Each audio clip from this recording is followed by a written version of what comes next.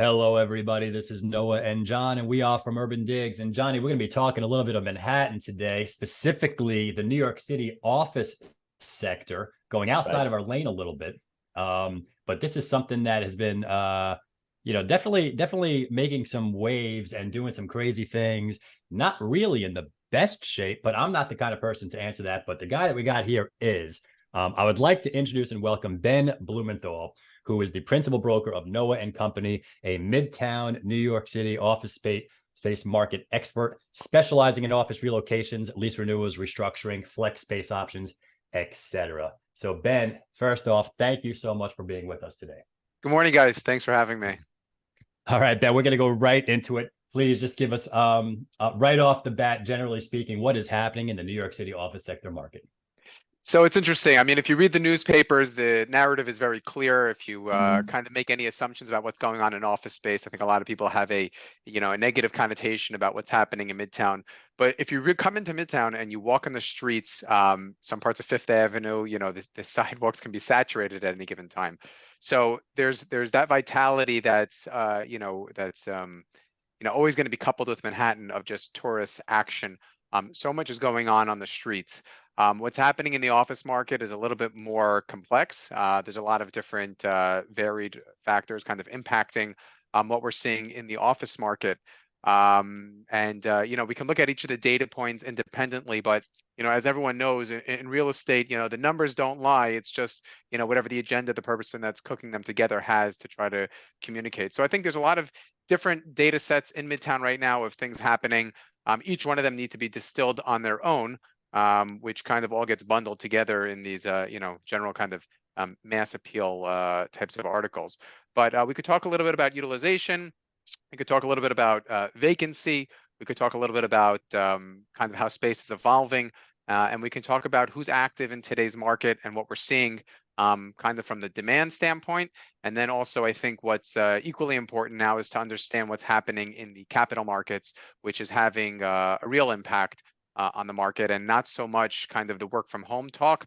But right now, the story is really more about the capital markets and what the position of a lot of the ownership looks like throughout Midtown, which I think is really the driving the narrative here in Midtown. Right. Well, I mean that's quite a bit. So let's dig into some of that, Ben. And I guess the number one place I would want to start with is the vacancy rate. And I think, there's an article out in Curb recently, New Glut City, which is getting a lot of press, talking about how Cushman & Wakefield sees the vacancy rate around 22% or so in the city. And I'm wondering, could you talk about the vacancy rate and some trends there? And then sort of how does that relate to seeing so many people on those Midtown streets that you mentioned? Yeah, so I had the opportunity to speak with Andrew about the article. I think he did a fantastic job about capturing what's out there. And I think if you really drill down, there are some really valid points that he drew out in that article. But high level, you look at the Midtown vacancy rate right now, which means space that is vacant, and that's about 20%. It's kind of on par with the national average. And I'm not an economist, but I know enough about economics to know that when supply kind of goes up and demand stays flat or decreases a little bit, that pricing comes down. And that's kind of where we're caught right now, is that pricing can't come down for a lot of these properties, mainly due to ownership's capitalizations. So people just, it doesn't make sense for them to lease at the market today. So the simple answer to the Midtown stock and the vacancy problem is that pricing has to come down. And what we are seeing, which is usually the lead into that, is that the spread between face rents and net effective rents is widening. So people in residential may be familiar with this. You get a month free, net effectively you're paying less. In commercial real estate, it's kind of like that on steroids, between the amount of months free that people get, the size of the obligations, the TI packages, how much the landlords are spending to build out the space, etc. So we're seeing a large spread. That's usually like the beginning or the short-term impact. But over time, once those spreads stay wide, eventually rents start to break. So I think eventually, once the market kind of starts to correct itself, which we're on track to do now, you'll have rents come down on their asking rents. So that's really kind of the quick answer to it. From a capitalization standpoint, what Andrew pointed to also is that there's a lot of space that you could call it obsolete, you could call it irrelevant, but it's just not competitive in today's market. So long as the demand stays flat and the demand doesn't increase, you'll have a lot of space that continues to pile up with no distinctive features to it or nothing unique about it that's going to appeal to the people in the market. So, there's a couple of things going on, but that was kind of the narrative from after COVID. Once a lot of these buildings started seeing vacancy, leases not being renewed, people contracting, supply started piling up. And now, as interest rates have been going up for about 16 months now, or 15 to 16 months, now you're starting to see the squeeze for landlords on the demand side, and also on the cash flow on the debt expense side, which is kind of creating a squeeze on margins for them. Yeah, you know what? To think about that lag effect of these interest rates, it takes a year and a half or so to really funnel through the economic system, and just to think that where we are right now, the rates which have been kind of at the high point and hanging out there, we may even hike a little bit more before pausing. We have not felt this. This is going to be felt a year from now. We're feeling a year prior. Ben, before I go to my next question, could you give me an example of what a typical free rent concession or build out concession might look like in today's market? Yeah, I mean, I can tell you about a deal that we just did. It was actually a renewal deal. So renewal deals sometimes can be a little bit tighter. They could be a little bit more than a fair market deal. We just closed up a renewal deal yesterday afternoon. It was an 8-year renewal. The tenant is going to be paying on the face rent about $75 a foot.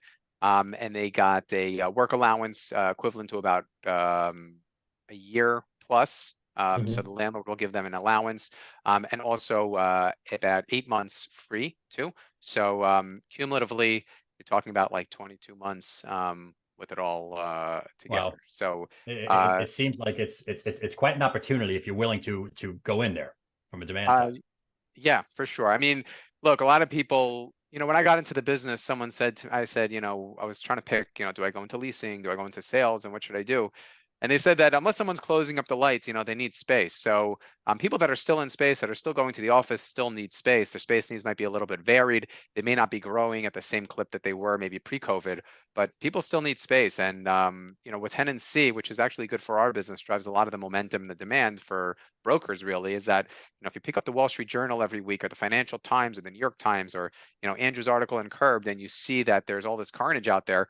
Tenants are very excited at the opportunity to really take advantage of it, restructure their leases, and lock in rates today.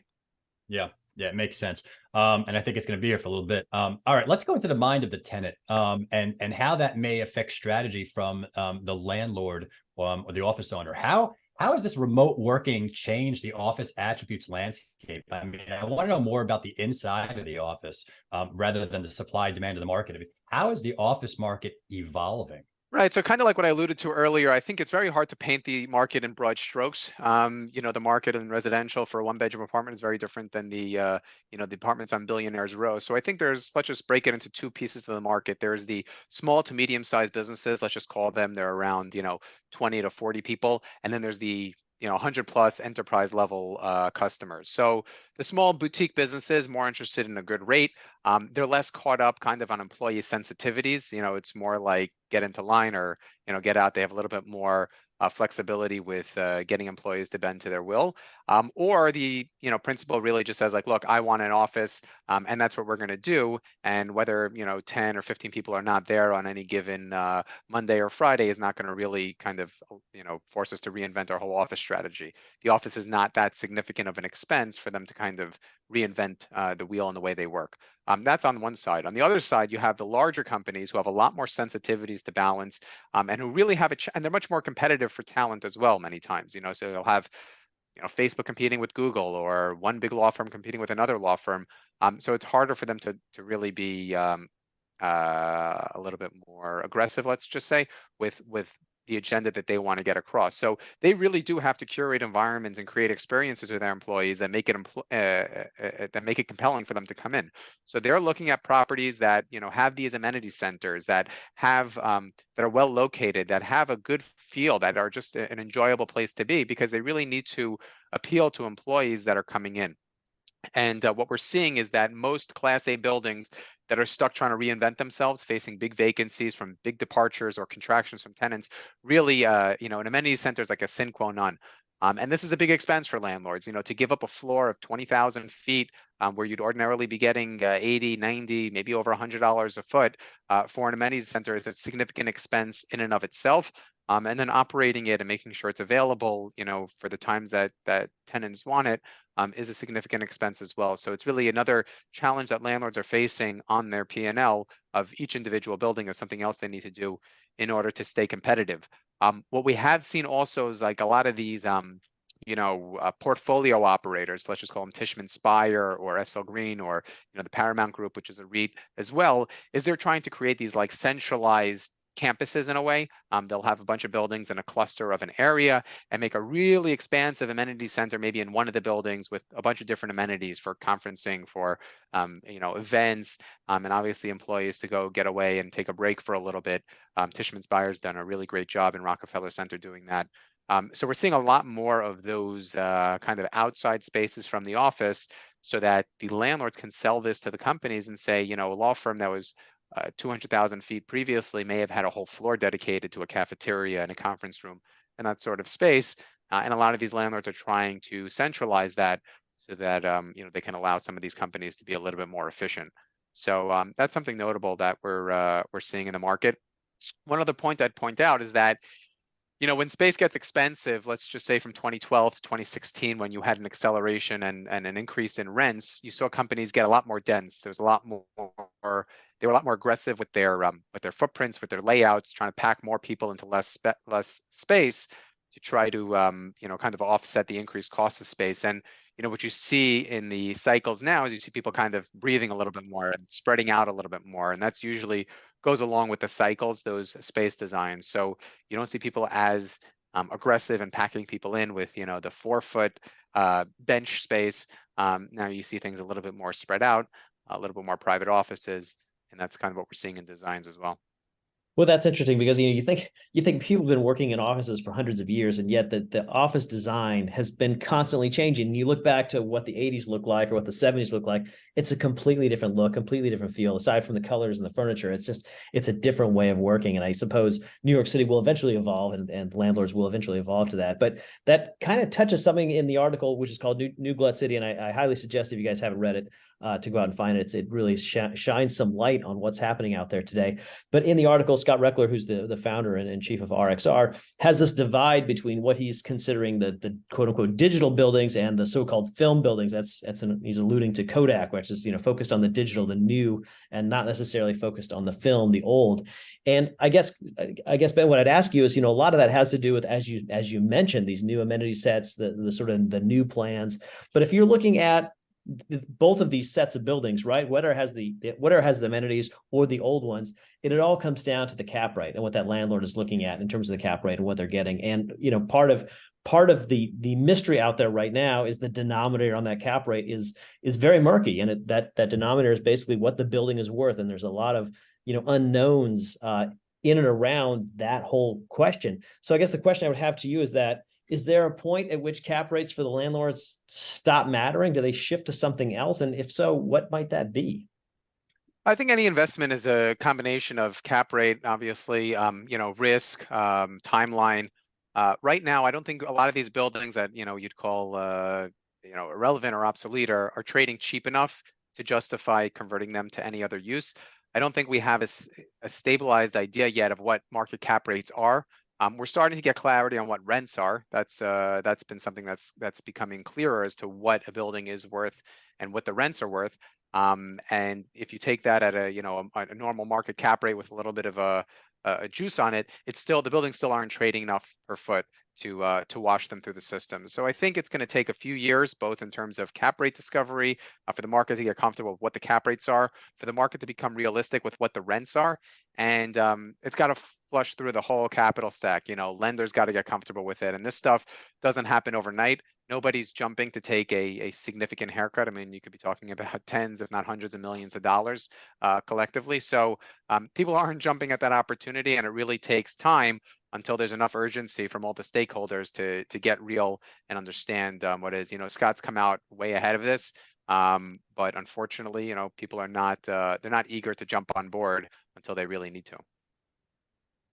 I mean, this is just fantastic stuff, Ben. You're making our jobs real easy here, I got to tell you. I wonder about these landlords. I mean, are there a lot of prints? Before I ask this question, are there a lot of prints for office trades, sales, or is it like just a very illiquid market. There are trades, there are things happening out there. Of course, every owner who's who's trying to command a certain price has got a story of why the building down the block sold for 50% of what he thinks his building's worth. A lot Yeah. of trades are happening behind the scenes. A lot of debt is starting to trade quietly. Yeah. Yeah, that's what I figured. A lot of the CMBS debt, you have bondholders, and bondholders are usually looking for cash flow and certainty of that cash flow. A lot of these bondholders now are getting increasingly bearish on the future of those cash flows. So they're trying to trade out of these bonds, often at a discount to people with more of a real estate background. And the people with a real estate background are also trying to figure out, what's this building worth if I have to take it back. So trades are happening. Yeah. And it's just a question of urgency. For a lot of these owners, a trade would represent a significant write down, and until their nose is against the wall, they're going to resist, taking that write down. The trades and the repossessions and the foreclosures that we're seeing are actually kind of like from the beginning.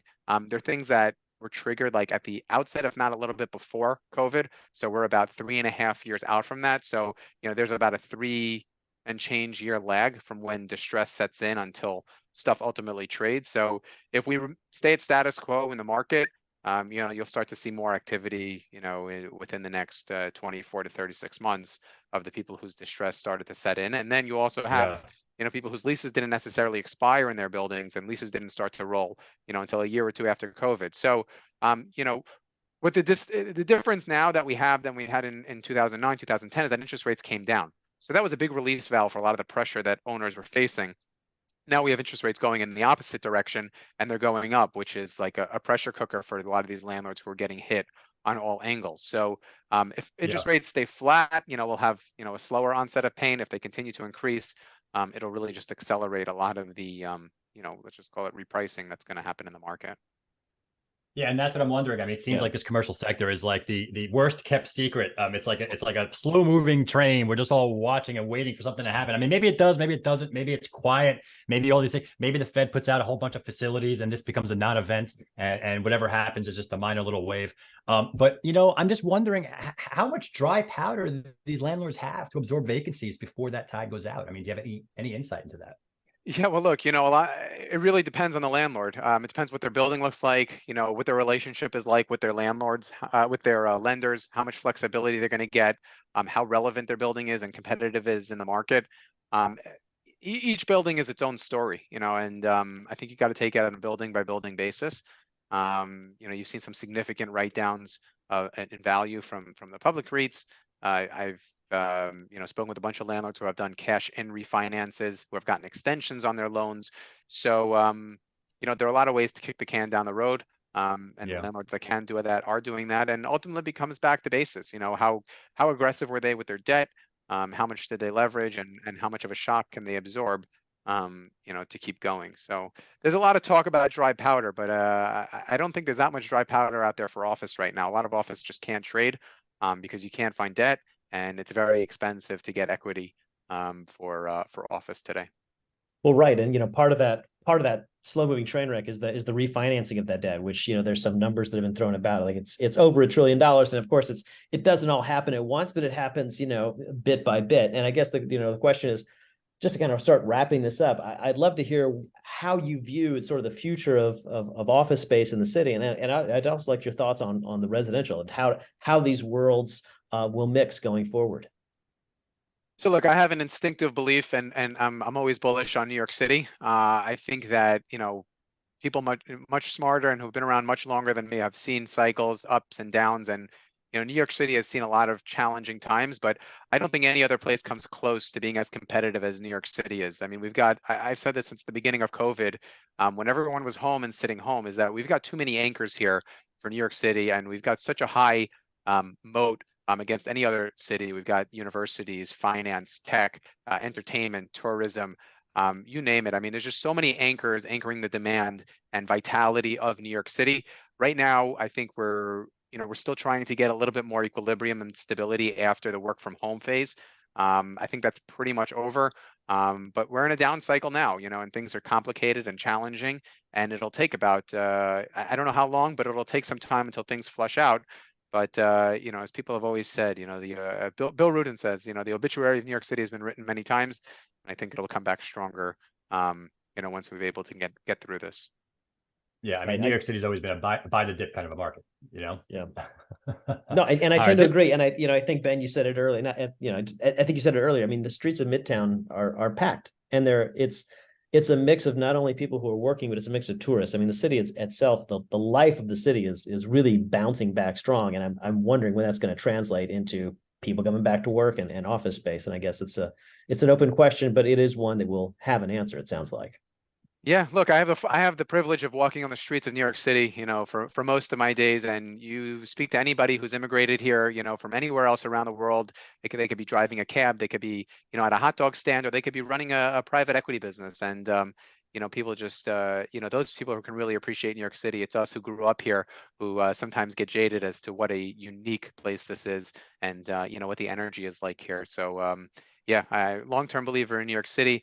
And the entrepreneurial energy is just, it's infectious, and something you know, I'm inspired by every day. So it really helps me you know, see the future in New York City. I love it. I love Awesome. it. Go New York City. Ben Blumenthal, thank you so much for your time. This has been a wealth of information. I hope you agents out there have learned something from Ben. You know, give him an email, guys. Give him an email. Say thank you. You can find him on the web right there. If you have any questions for Ben or any business potentially, he's your guy. So you contact him. Principal broker at Noah and Company, Midtown New York City office space market brokerage firm. Thank you, Ben Blumenthal. Thank you so much. Thank you, John Walkup. I am Noah Rosenblatt. This has been Talking Manhattan, and we'll talk to you next time. Thank you. Thank you, Ben. Thanks, Ben. Thank you, guys.